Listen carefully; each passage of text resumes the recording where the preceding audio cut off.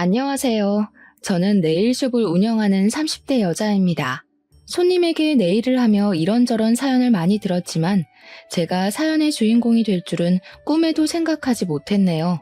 답답한 마음에 저도 누구에게 하소연하고 싶었지만 아무래도 네일숍을 운영하다 보니 이미지 같은 게 중요하잖아요. 네일숍 특성상 동네 여자분들이 많아 이런저런 소문이 퍼질까 제가 겪은 일을 말할 수도 없었죠. 그러니 답답한 마음은 쌓여만 갔어요. 이런저런 생각 끝에 이곳에 사연이라도 올리면 답답한 제 마음이 풀릴 것 같아 글을 올리게 되었습니다. 저는 남편과 7년 연애를 하고 3년 정도 결혼 생활을 했어요. 7년을 함께 했으니 함께한 시간은 짧은 것은 아니었죠. 그런데도 저는 남편에 대해 제대로 알고 있는 것이 없었던 것 같아요. 남편이 무엇을 좋아하는지 그리고 어떤 사람을 만나는지 전혀 몰랐으니까요. 물론 남편이 저를 배신한 게 꼭 그런 문제만은 아니었지만 후회되는 것은 어쩔 수 없나 봐요. 처음부터 그에 대해 잘 알았다면 그와 결혼하지 않았을 테니까요. 기가 막힌 저희 인연의 시작은 남편 형과 저의 인연부터 시작했습니다. 남편의 형은 제 대학과 선배였어요. 후배들을 잘 챙겨주기로 유명했지만 유독 저와 유머 코드가 잘 맞았기에 자주 붙어 다녔습니다. 그러던 어느 날 선배 동생이 저희 캠퍼스로 놀러 오게 되면서 남편과 처음 만나게 되었어요. 선배와 연년생으로 이제 막 군대 제대를 하고 선배 자취방에서 같이 살고 있다고 하더군요. 그는 첫 만남부터 제 얼굴을 뚫어져라 쳐다보았죠. 그러더니 제게 남자친구가 있는지 물어봤어요. 현아 씨, 남자친구 있으세요? 처음 보는 사이에 누가 그런 질문을 하나요? 그것도 첫 질문으로 말입니다. 거부감이 들었죠. 야, 그런 질문은 실례야. 선배의 만류에도 동생은 제게 질문을 이어갔죠. 좋아하는 남자 스타일이 어떻게 되세요? 저 같은 스타일은 어때요? 나쁘지는 않은데요. 첫 만남부터 그렇게 물어보니까 너무 부담스럽네요. 부담스럽게 하려고 물어본 건 아니에요. 정말 마음에 들어서 그래요. 밑도 끝도 없이 들이대는 그를 피하고 싶었어요. 선배, 저 먼저 가볼게요. 다음에 봐요. 저도 다음에 봐요. 꼭이요. 저를 보며 그는 손까지 흔들어 보였죠. 어색한 미소를 지으며 그 자리를 서둘러 벗어났습니다. 그는 선배와 함께 캠퍼스 안을 돌아다니며 저와 자주 마주치게 되었죠. 지나가던 길에 마주친 그는 저를 보더니 먼저 아는 척을 하더라고요. 현아 씨, 다시 만나서 반가워요. 네, 그렇네요. 자주 보네요. 네, 복학할 때까지 여유가 좀 있어서요. 그때까지 더 자주 봤으면 좋겠네요. 그러세요. 저는 약속이 있어서 먼저 가볼게요. 우연히 마주쳐도 그가 부담스러운 건 마찬가지였어요. 저를 정말 좋아해서 저런 말을 하는 건지 아니면 사람을 해프게 봐서 그런 말을 하는 건지 알 수 없었죠. 서둘러 인사를 하고 자리에서 벗어나는 순간 그가 제 손을 잡고 우산을 지어주더라고요. 현아 씨, 오늘 오후에 비 온대요. 우산 꼭 챙겨가요. 아니요, 전 괜찮아요. 현아 씨 주려고 챙겨온 거예요. 가져가세요. 비 맞으면 감기 걸려요. 됐다고 거절을 했지만 우산을 가져갈 생각을 하지 않았죠. 어쩔 수 없이 우산 들고 가게 되었어요. 어떻게 보면 저를 챙겨주는 거였지만 그런 작은 친절에도 불편했어요. 그의 적극적인 모습도 그리고 저를 향한 관심도 너무 부담스럽게 다가왔거든요. 결국 그 우산을 들고 친구를 만나 점심을 먹게 되었습니다. 친구와 점심을 먹고 식당 밖으로 나올 때였어요. 오전에는 맑았던 하늘에서 비가 내리는 겁니다. 친구가 제 손에 들린 우산을 들고 활짝 펼쳤죠. 그러면서 일기예보도 잘 챙겨본다고 칭찬을 하더라고요. 친구에게는 그 우산을 다른 사람에게 받았다는 말을 하지 못했어요. 잘 알지도 못하는 사람이었고 괜히 말하면 어떤 사람이냐고 계속 볼 것 같았거든요. 하지만 제 머릿속에는 이미 그가 떠올랐어요. 저를 위해 우산을 챙겼다는 말이 계속 생각났거든요. 다음에 만나면 우산 잘 썼다고 감사 인사를 남기고 싶었지만 선배와 함께 다니던 그의 모습은 더 이상 보이지 않았습니다. 선배에게 그에 대해 물어볼까 싶다가도 입이 잘 떨어지지 않았어요. 보기 싫을 때는 아무리 찾아도 보이지 않던 그가 찾을 때는 보이지 않자 왠지 보고 싶어지더라고요. 우연히 선배와 마주치게 되면 저도 모르게 두리번거리며 그를 찾고 있었어요. 그를 다시 만나게 된 건 보름 정도 흘렀을 때였어요. 시내 거리에서 걸어오는 그를 보고 한달음에 달려가 그에게 먼저 인사를 건넸죠. 준경 씨, 저번에 우산 너무 고마웠어요. 그동안 무슨 일 있었어요? 한동안 안 보이던데요. 아, 효나 씨, 그동안 잘 지내셨어요? 네, 복학 준비를 하고 있어서요. 우리 학교도 여기서 멀지 않아서 자주 볼 수 있겠네요. 그래요? 잘 됐네요. 우리 자주 봐요. 정말 신기했어요. 한번 무너진 경계의 벽은 순식간에 사라져버렸거든요. 처음에는 감사한 마음에 그와 이야기를 나누었던 것 같아요. 하지만 그와 이야기를 할수록 정말 저와 잘 맞더라고요. 취향도 비슷하고 생각하는 것도 비슷했죠. 자연스럽게 같이 어울려 놀았던 것 같아요. 만나서 밥도 먹고 공부도 하고 그러다 보니 어느 순간 저는 그와 선배가 없어도 따로 만나는 사이가 되어 있었습니다. 누가 먼저 사귀자고 말 거는 건 아니었지만 저희는 연인 사이가 되었어요. 그와 연애를 한 지 2년 정도 되었을까요? 남자친구가 타도시 회사에 취직이 되었다고 하더라고요. 졸업 후 바로 취직되었으니 기쁜 일이었지만 멀리 떨어져서 지내야 한다니 우울해졌죠. 제 주위에도 장거리 연애를 시작한 친구들은 금방 헤어졌거든요. 처음에는 잘 지내다가 자연스럽게 멀어지면서 헤어지게 된다고 했거든요. 거기다 가까운 거리도 아니고 1시간 반 거리라니 시외버스를 타고 와야 한다는 번거로움까지 더해지자 제 불안감은 배가 되어 돌아왔습니다. 너무 먼 것 같아. 왕복 3시간이잖아. 자기야, 자주 올 테니까 너무 걱정하지 마. 떨어져 있어도 나는 자기뿐이라는 거 알잖아. 치, 말만 그렇게 해놓고 몸이 멀어지면 마음도 멀어지는 거 아니야? 절대 그럴 일 없으니까 걱정하지 마. 내가 자기를 얼마나 사랑하는데. 그는 사랑을 증명이라도 하듯이 매주 저를 만나기 위해 1시간 반 거리를 찾아왔죠. 아직 차가 없어 시외버스를 타고 오면 피곤하기도 할 텐데 그는 그런 내색을 전혀 하지 않았어요. 피곤하지 않아? 너무 먼 거리잖아. 나는 괜찮으니까 피곤하면 매주 안 와도 돼. 주중에도 자기가 보고 싶은 거 꾹꾹 참은 거야. 가까운 거리였으면 매주가 아니라 매일 올 텐데 아쉬운걸? 피곤할 텐데 저를 위해 그렇게 말해주는 그에게 너무 고마웠죠. 어쩜 이렇게 한결같이 좋아해 줄 수 있는지 저도 그를 사랑하지 않을 수가 없었죠. 장거리 연애를 하는 5년 동안 그는 그 먼 길을 부지런히 오갔습니다. 그 사이 저도 대학을 졸업하고 내일 쪽으로 일하게 되었어요. 몇 년 동안 차곡차곡 모아 놓은 돈으로 주택가 근처에 작은 네일숍을 오픈하게 되었죠. 대출을 껴서 오픈한 숍이었지만 저만의 작은 공간이 생겼다는 것만으로도 너무 행복했어요. 그때 결혼 생각도 들었습니다. 마음이 통했는지 그가 먼저 결혼을 하자고 청혼을 했죠. 현아야, 나와 결혼해 줄래? 평생 행복하게 해줄게. 정말? 당연하지. 나도 자기를 행복하게 해주고 싶어. 연애 기간 동안 한 번도 저를 실망시킨 적이 없었기에 그의 청혼을 흔쾌히 받아들였습니다. 저희는 연애를 시작한 지 7년 만에 결혼을 하게 되었죠. 결혼했더라도 저희는 1년 동안 주말 부부로 지내야 했어요. 남편이 회사에서 맡은 프로젝트가 있어 그만둘 수가 없기도 했지만 신혼집을 구할 때 대출을 받았기에 경제적으로도 남편이 계속 일을 해야 했습니다.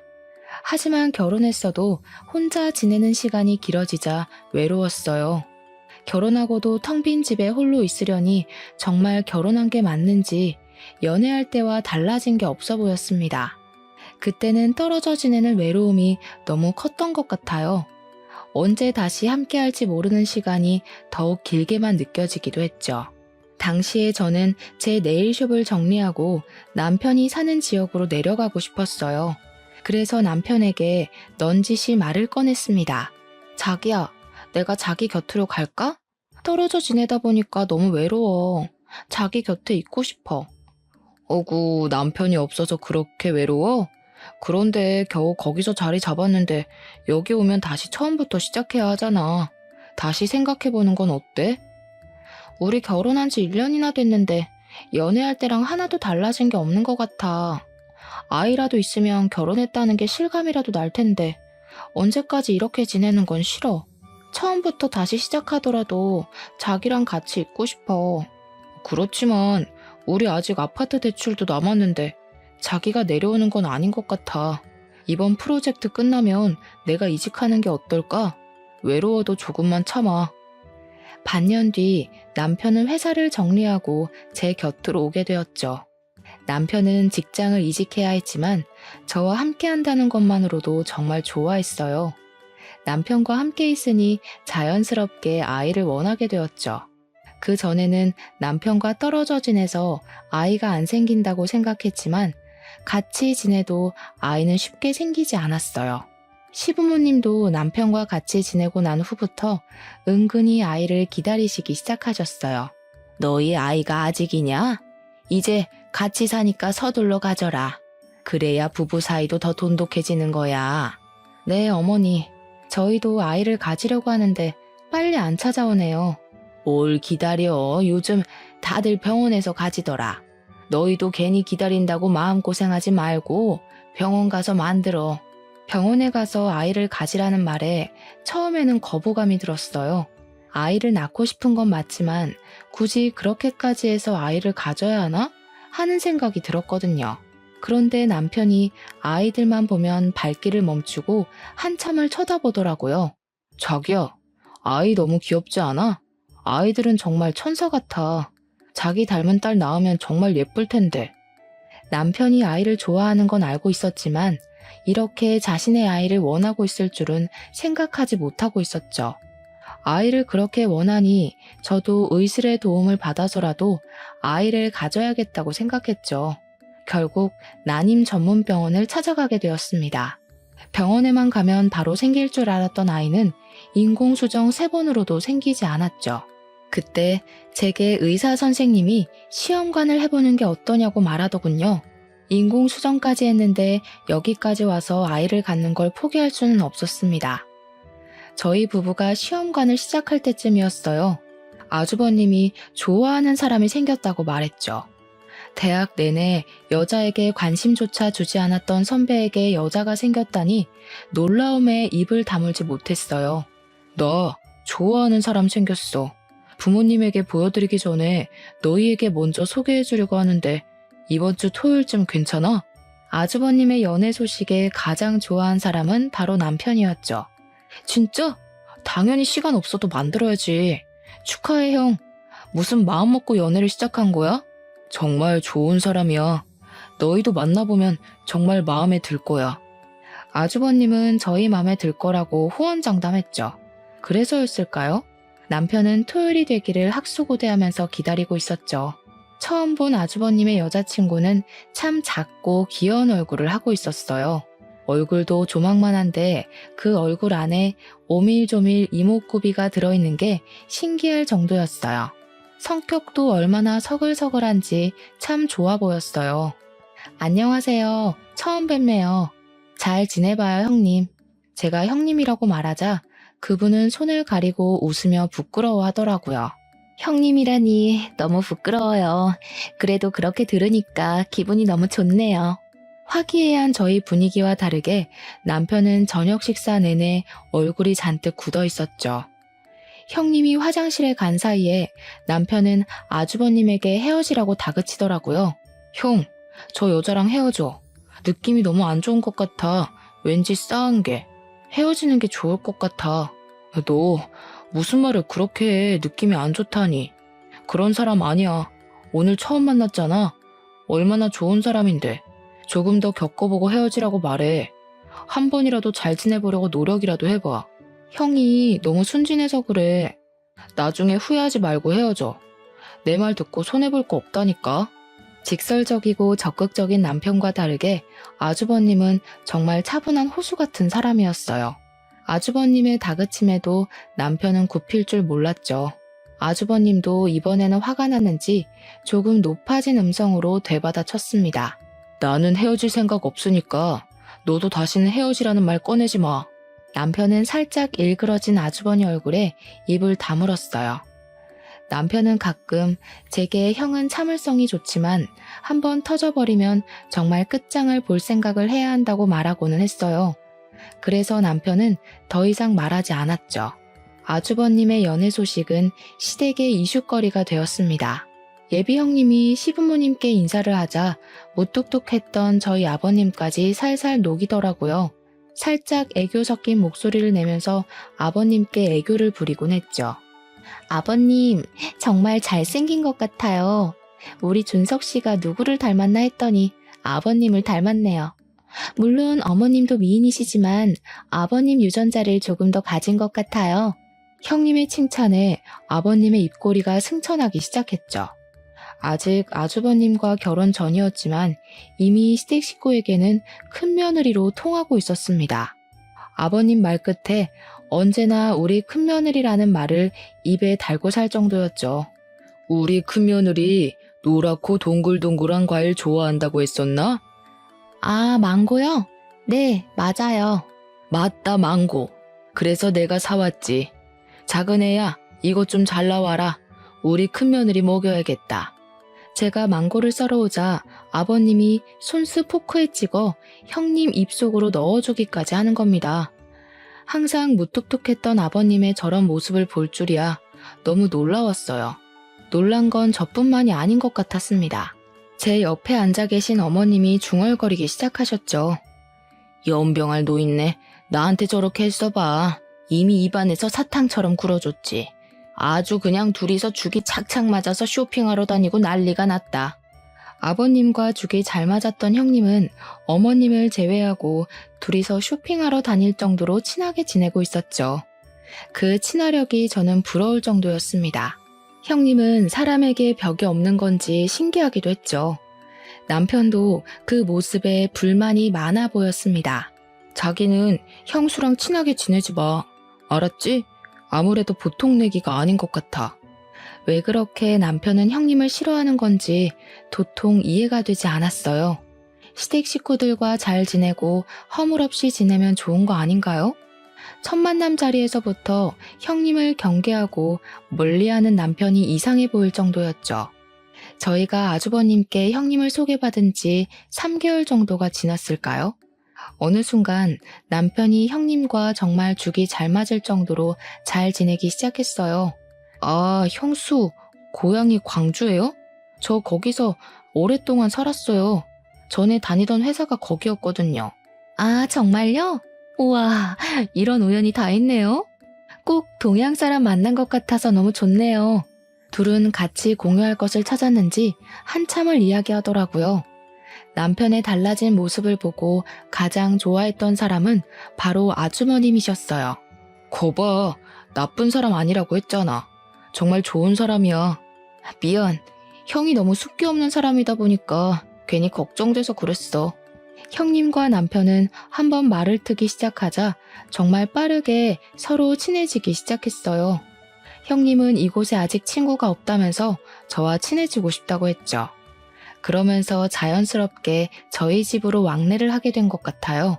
가끔은 형님이 아주버님보다 저희와 같이 있는 걸 좋아한다고 생각할 정도로 집으로 자주 찾아왔어요.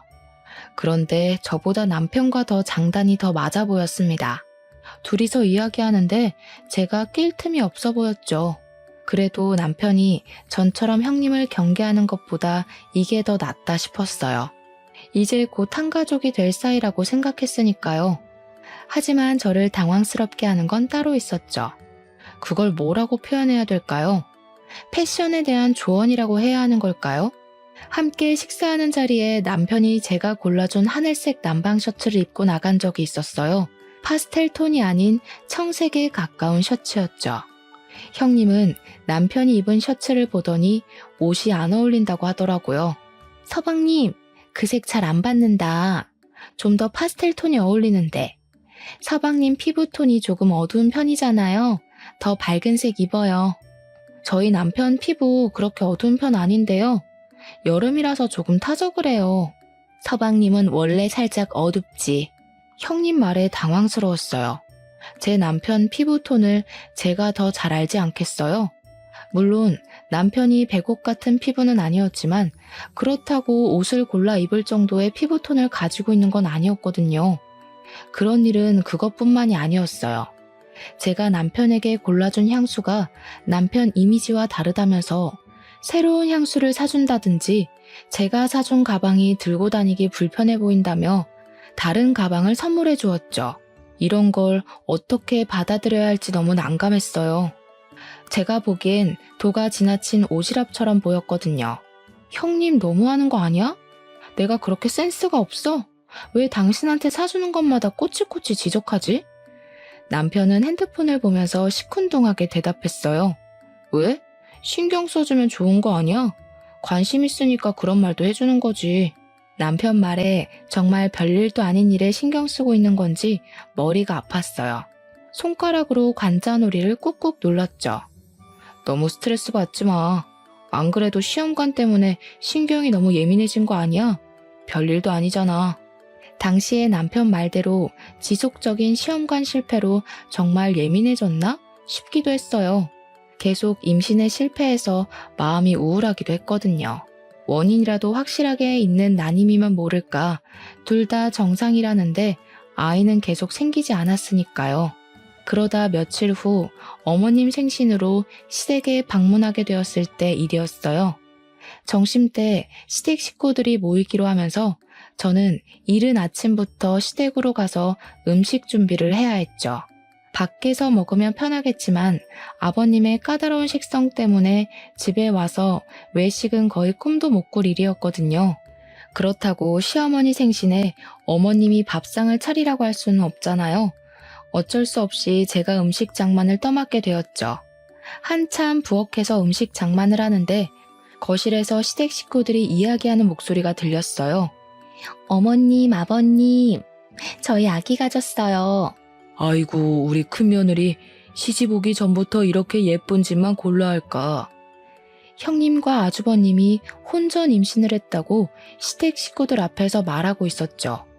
아버님은 기다리던 손주를 보게 되었다며 너무 좋아하셨어요. 형수, 축하해요. 혼수 준비를 제대로 하셨는데요. 너무 부럽다. 우리도 빨리 아이 가져야 하는데. 남편이 입가 가득 미소를 지으면서 축하 인사를 건넸죠. 그런 남편 모습을 보고 있으려니 괜히 미안해지더라고요. 남편이 아이를 얼마나 기다리고 있었는지 알고 있으니까요. 두 분은 만난 지 몇 개월 만에 생긴 아이가 왜 우리에게는 이렇게도 더디게 찾아오는 건지 서운하기까지 했죠. 결혼 전인데 벌써 아이가 생겨서 너무 당황스러워요. 이 사람 배가 더 불러오기 전에 결혼식을 올려야 할 것 같아요. 형님과 아주버님은 결혼을 서두르겠다고 했죠. 그때 아버님이 자리에서 벌떡 일어나시면서 손을 내저었어요. 결혼을 서두르다니? 지금부터 결혼 준비한다고 해도 빠듯할 텐데. 배불러서 결혼식 올릴 테야? 아이 낳고 차분히 해라. 그래도 결혼식부터 하는 게 낫지 않을까요? 아이 낳고 하면. 그래 자기야. 아버님 말씀 듣자. 어른 말 들어서 손해볼 거 없어. 거 봐라. 너보다 우리 며느리가 더 똑똑하다. 기특하기도 하지. 형님을 바라보는 아버님 눈에서 꿀이 뚝뚝 떨어지고 있었죠. 그때 형님이 저와 눈이 마주치자 자리에서 벌떡 일어났어요. 어머, 이제 보니 동서 혼자 음식을 준비를 다 했구나. 내가 도와줄게. 그때 아버님이 형님 손을 와락 잡으며 다시 자리에 앉혔습니다. 아이고, 임신한 애가 무슨 부엌일이야. 너는 가만히 자리에 앉아 있어라. 오늘은 작은 애가 다 할 거야. 아버님 말에 멋쩍은 미소만 나왔죠. 시댁 식구들은 축제 한가운데 앉아있는데 저 혼자 외딴 섬 같은 느낌이 들었어요. 그때 아주버님이 일어나서 부엌으로 왔죠. 재수씨, 제가 도와드릴게요. 혼자 음식 장만하느라 힘들었죠? 그때는 너무 감사하더라고요. 서운하고 울적했던 마음이 한꺼풀 가셨어요. 지금 생각해보니 시댁에서 항상 저를 도와주었던 사람은 제 남편이 아니라 아주버님이셨어요. 어머님이나 아버님이 제게 심부름을 시키면 먼저 나서서 하곤 했죠. 가끔은 무신경한 남편보다 아주버님이 제 시댁 생활의 버팀목 같았어요. 아주버님은 항상 제게 아주버님이기 전에 선배니까 어려운 게 있으면 마음 편히 부탁하라고 하시곤 했어요. 그런 말을 해줄 때면 정말 든든했죠. 형님이 임신하면서 저도 임신에 대해 조급함이 더 생기게 되었어요. 이미 인공수정을 3번이나 실패하고 시험관을 2번이나 실패한 상태였으니까요. 돈은 돈대로, 몸은 몸대로 많이 지쳐가고 있었죠. 제가 힘들어하는 게 남편 눈에도 보였는지 병원 다닐 때 버스 타지 말고 차를 가져가라고 하더라고요. 제가 사는 지역에는 난임 병원이 없었기에 시외버스를 타고 타 도시로 가야 했거든요. 자기야, 이번에 병원 갈 때 버스 타지 말고 내 차 가져가. 나는 버스로 출퇴근할게. 남편이 차를 운전해서 가라고 했지만 처음에는 고민이 되었어요. 이미 운전을 안 한 지 5년이 되어갔거든요. 네일숍이 집에서 가까운 거리라서 차에 대한 필요성을 느끼지 못하겠더라고요. 제가 타고 다니던 차는 결혼하면서 엄마에게 드렸죠. 시외 운전이 오랜만인데 괜찮을까? 그래도 시외버스 타고 또 시내버스 갈아타는 것보다 운전해서 가는 게 낫지 않겠어? 몇 번 하다 보면 감이 살아나겠지. 남편 말도 일리가 있었죠. 버스를 기다리고 갈아타는 시간도 무시 못했어요. 저는 남편에게 알겠다고 말했죠. 남편 차를 운전해서 병원으로 출발했습니다. 버스를 타고 몇십 번이나 오가던 길인데도 막상 제가 운전해서 가려니 처음 가는 길 같았어요. 잔뜩 긴장한 채 핸들을 부여잡고 운전하기 시작했죠. 앞차를 노려보며 안전거리를 지키자, 신호를 지키자 세뇌하듯이 읊조리기까지 했어요. 그런데 운전이라는 게 저만 잘한다고 되는 게 아니더라고요. 옆에서 끼어드는 차를 보지 못하고 직진하다가 접촉사고를 내고 말았습니다. 순간 눈앞이 깜깜해지면서 머리가 새하얗게 변해버렸죠. 차에서 내려 상대편 차주와 대화하고 블랙박스를 확인하기로 했어요. 사고가 어떻게 나게 된 건지도 기억이 안 나더라고요. 어찌나 놀랐는지 블랙박스 동영상을 돌려보려는 손가락이 덜덜 떨려서 멈추지 않는 거예요. 결국 사고 장면의 영상이 아닌 다른 영상을 누르고 말았습니다. 다시 끄려고 했지만 남편 차가 낯선 곳에 서 있더라고요. 차는 한적한 강변에 세워져 있었고 익숙한 목소리가 녹음되어 있었죠. 진짜 와이프랑 안 헤어질 거야? 안 헤어진다니까. 도대체 왜 우리 형을 꼬신 거야? 너나 우리 형이랑 헤어져. 그건 남편과 형님의 목소리였어요. 처음에는 두 사람이 무슨 말을 하고 있는지 도통 이해가 되지 않았죠. 서로 누구와 헤어지라고 하는 건지 영상을 꺼야 한다는 걸 알았지만 몸이 움직이지 않았어요. 그럼 너도 와이프랑 헤어져. 나랑 더 잘 맞는다며? 왜 그 여자랑 결혼한 거야? 네가 아무리 그래도 난 아내랑 이혼 안 해. 우리 형 사랑하긴 하니? 아이는 어떻게 할 거야? 형 아이 맞긴 한 거지? 무슨 소리야. 내가 사랑하는 것도 당연히 아이 아빠도 너지. 뭐 이런 불륜관계도 짜릿하잖아. 그렇지? 정말 너 때문에 못 살겠다. 그래서 내가 너를 계속 만나나 봐. 녹음 파일을 듣고 놀라서 팔딱였던 심장이 멈춰버린 것 같았어요. 온 세상이 암흑처럼 느껴지더라고요.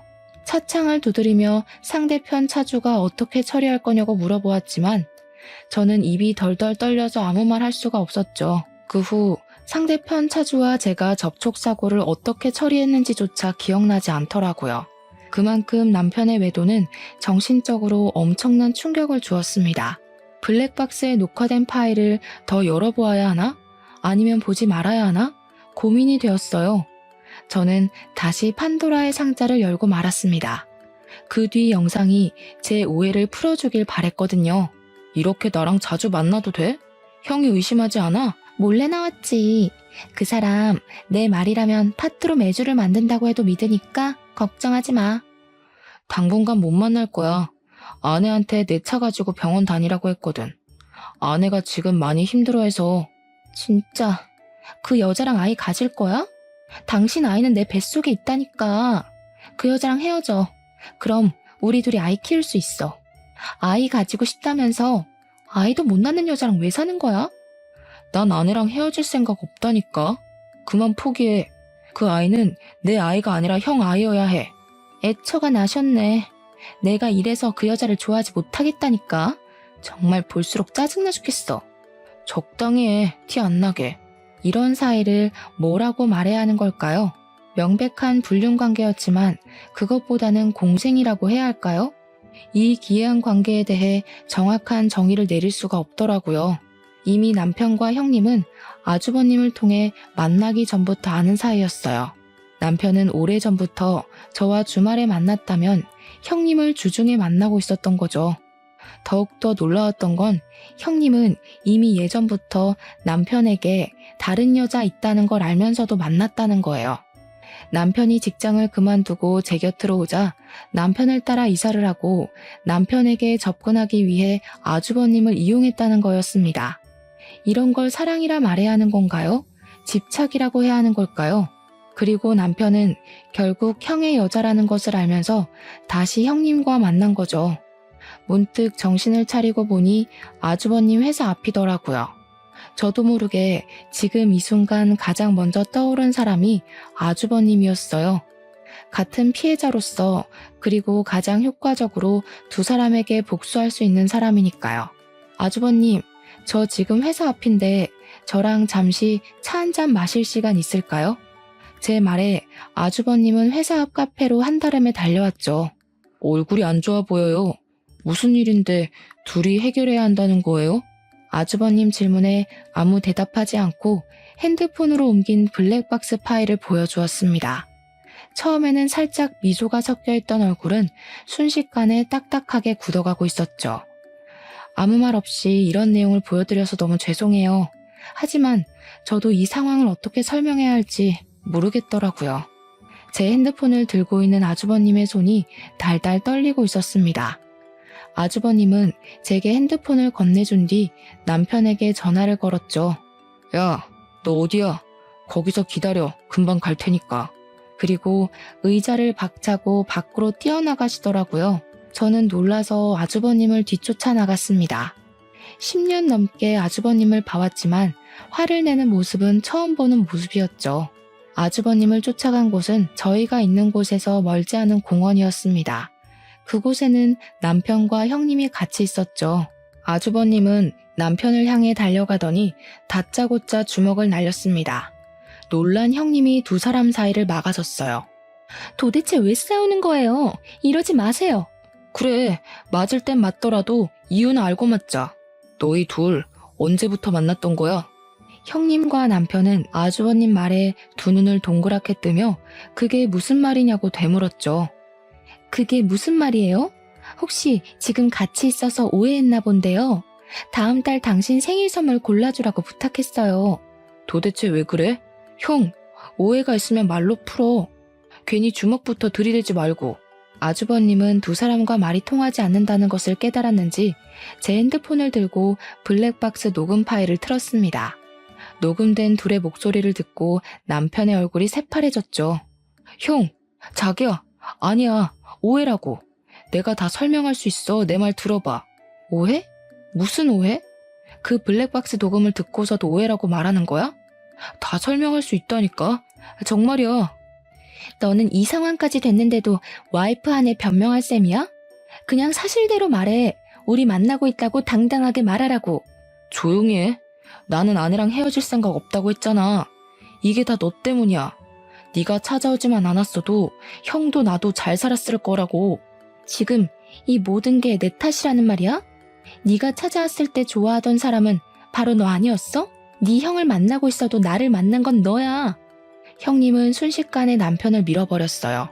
남편은 중심을 잡지 못하고 비틀거리더니 화단에 걸려 넘어지고 말았죠. 넘어질 때 화단에 심어진 나무에 얼굴이 긁혔는지 피가 나더라고요. 남편은 손으로 볼을 쓸었어요. 이게 정신 나갔나? 어디서 사람을 밀어? 손에 묻은 피를 보고 화가 났는지 형님에게 달려들어 밀어버렸어요. 형님은 뒷걸음질 치다가 뒤로 넘어지면서 시멘트 타일에 엉덩이를 크게 찍고 말았습니다. 못 일어나겠어. 못 일어나겠다고. 아파. 엉덩이가 아프다고. 제가 잡고 일으켰지만 아프다며 손을 뻗어 저를 밀어버리더라고요. 저까지 바닥에 엎어져 버렸죠. 그때 형님 다리 사이로 붉은 핏자국이 보이기 시작했어요. 아주버님이 서둘러 119에 신고했죠. 병원으로 이송된 뒤 의사는 형님에게 골반 골절 진단과 함께 양수가 터졌다고 말했어요. 골반이 골절되셨어요. 당분간 누워 지내셔야 합니다. 그것보다 지금 임신 5개월이라고 하셨는데 조기 양막 파열로 파수가 일어났어요. 초음파 결과 남은 양수가 거의 없어요. 그럼 어떻게 되는 거예요? 지금 아이 심장은 뛰고 있는데 양수가 없어서 생존하기 힘들어요. 출산하신다고 해도 아이가 너무 어려서 생존 확률이 거의 없어요. 유도 분만을 하실 건지 제왕절개를 하실 건지 정하셔야 합니다. 그럼 아이를 죽여야 한다는 거예요? 이런 말 드리게 돼서 죄송합니다. 인큐베이터에 들어가기에도 너무 어린 아이라서요. 아이 심장은 아직 뛰고 있었지만 양수가 적어 아이가 살 수 없다고 하더군요. 안타까운 상황에 형님은 한없이 눈물만 흘렸습니다.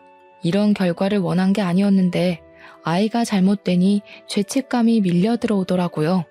그런 상황에서도 남편은 변명하기 바빴죠. 자기야, 정말 오해야.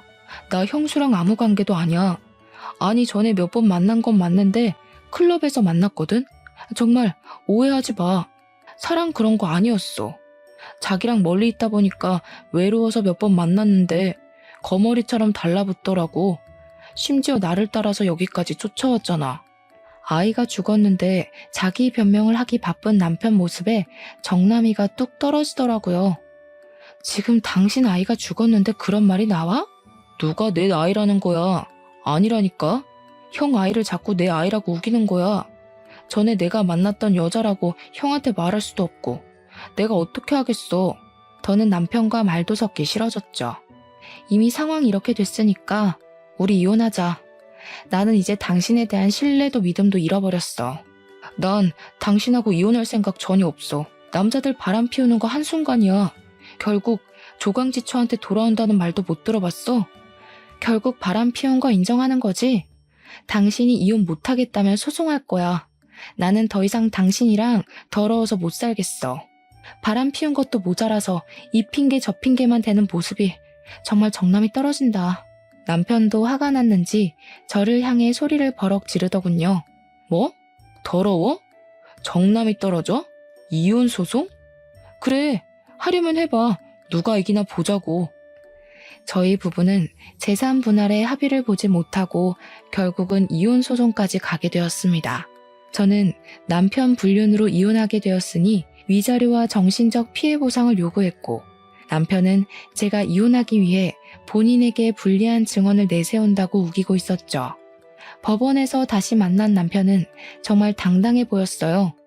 워낙 남편의 귀책 사연은 뚜렷했고 증거도 있었으니 제가 승소할 거라고 믿어 의심하지 않았지만 남편 생각은 달라 보였습니다.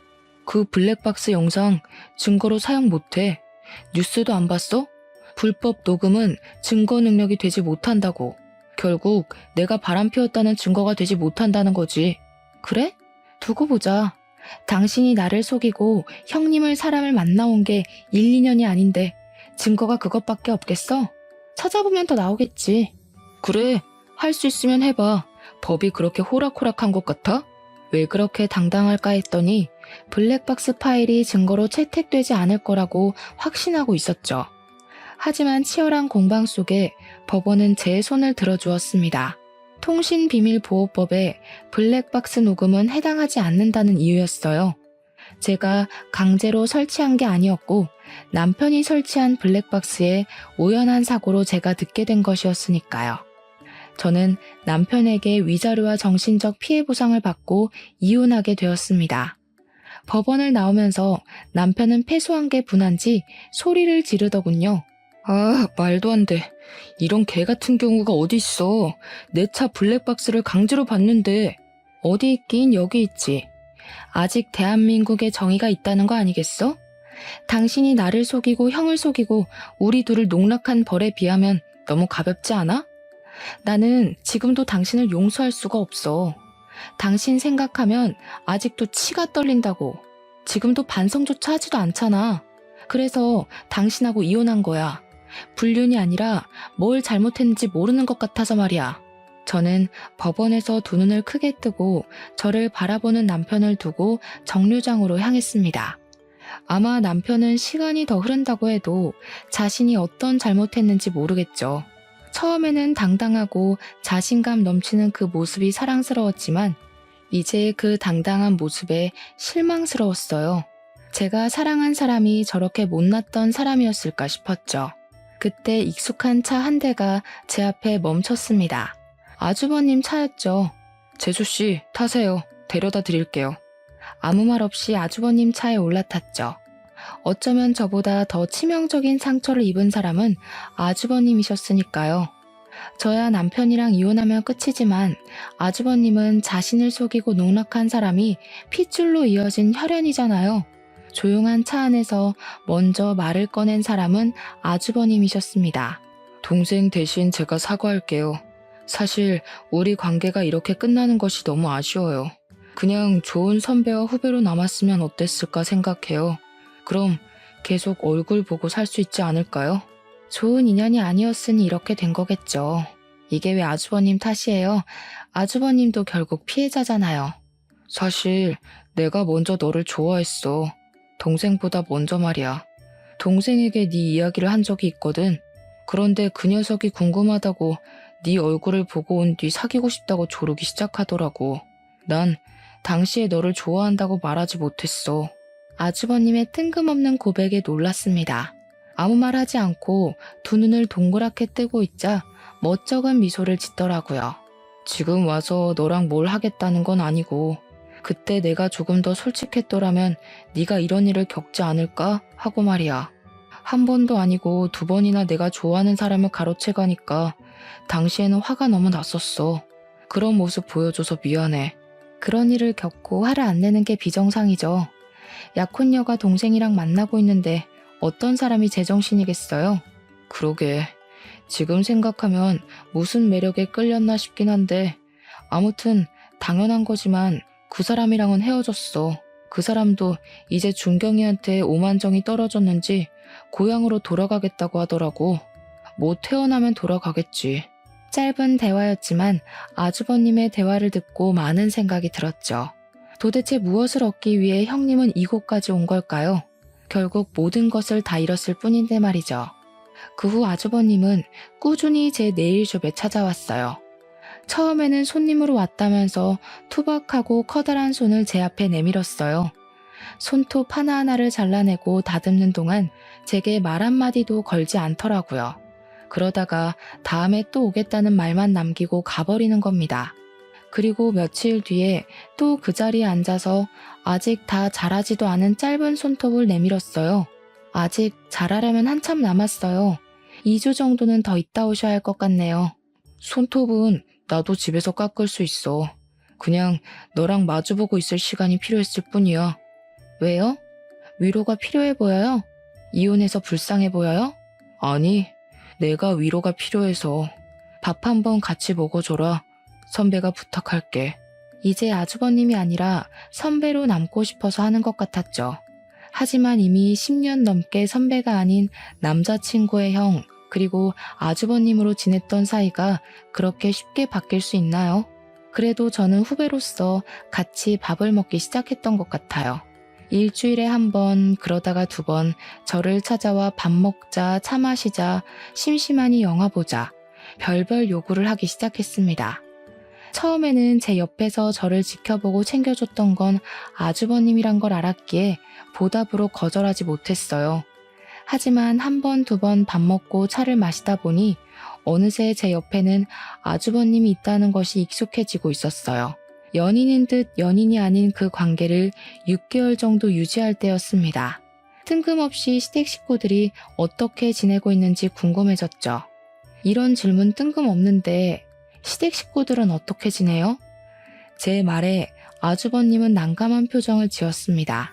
그게 다들 잘 지내지 못해. 동생이 그 사람이 떠나기 전에 붙잡았거든. 아주버님 말에 실소가 터지고 말았습니다. 결국 전 남편은 자기 곁에 남아있을 사람은 형님뿐이라고 생각하고 붙잡았던 거죠. 둘은 혼인신고만 하고 살림을 차렸어. 그런데 동생이 출장 갔다가 일찍 돌아왔는데 안방 침대에 아버지와 그 사람이 누워있는 걸 발견했나 봐. 네? 뭐라고요? 누구랑 누구요? 바로 옆에서 이야기를 듣고 있었지만 제 두 귀를 의심할 수밖에 없었습니다. 너무 황당하고 있을 수 없는 일이잖아요. 그게 그 사람이 나를 만나고 있으면서 아버지랑도 그런 사이였나 봐. 우리 집 남자들을 다 만나고 있었던 거지. 어머니도 이 사실을 알고 놀라셔서 쓰러지실 정도였어. 동생은 결국 그 여자 상대로 이혼 소송 중이고 어머니도 아버지 상대로 이혼 소송 중이셔. 거기다가 어머니는 그 여자 상대로 정신적 피해 보상을 신청하셨어. 지금은 내 집에서 지내시고 계셔. 시댁은 말 그대로 콩가루 집안이 되어버렸죠. 아주버님도 제가 이혼할 때 시댁과 인연을 끊다시피 했고 어머님하고만 가끔 연락하고 있었다네요. 그러다가 최근에 모든 사실을 알게 되었대요. 그 말을 듣고 지난 10년이 너무 허무해지더라고요. 사랑해서 한 결혼이었지만 내가 사랑했던 사람은 나를 사랑했던 적은 있을까 하는 생각이 들었거든요. 아마 진정한 사랑은 없었겠죠. 그동안 내일하면서 손님 남편이 바람을 피웠다는 이야기를 들을 때 정말 영혼 없이 위로했던 것 같아요. 어떤 위로로도 이 기분은 설명하지 못하겠더라고요. 특히 남편이 다른 사람이 아닌 형님을, 거기다 그 형님이 시아버지와도 불륜을 저지른 걸 어떤 말로도 표현할 수가 없었죠. 지금 생각해도 형님의 진정한 목적이 무엇인지 모르겠어요. 남편을 사랑해서 이곳까지 찾아왔다고 하기에는 설명이 안 되잖아요. 이런저런 일을 겪고 보니 앞으로 다시는 결혼하지 않고 혼자 지내고 싶은 마음이 크게 들었어요. 저를 진정으로 사랑해줄 수 있는 사람은 역시 저밖에 없다는 생각이 들거든요. 그래서 혹시나 저를 기다릴까봐 아주버님에게도 이런 제 마음을 전하게 되었죠. 이제 결혼 같은 거 하고 싶지 않아요. 너무 힘들고 지치는 일인 것 같아요. 나 자신을 갉아먹는 것 같고 결혼 생활보다 지금이 훨씬 더 좋은 것 같아요. 나는 지금으로 만족해. 그냥 서로 얼굴 보고 밥 먹고 차 마시고. 이런 생활 그전에는 꿈도 못 꿨잖아. 나도 지금이 전보다 더 행복해. 아주버님의 그 한마디가 참 많은 생각이 들게 하더라고요. 어쩌면 처음부터 아주버님이 먼저 고백했더라면 정말 그런 일은 겪지 않았겠다는 생각을 하게 되었어요. 하지만 이미 지나가 버린 시간을 되돌릴 수 없는 일이니 후회해도 어쩌겠어요. 지금 사는 삶에 최선을 다할 수밖에 없죠. 제 사연은 여기가 끝입니다. 그래도 이곳에 사연을 쓰고 나니 답답했던 마음이 후련하고 개운하네요. 여러분도 속에 있는 말을 털어놓을 사람이 없다면 일기장이라도 적어 답답한 마음을 풀었으면 좋겠습니다.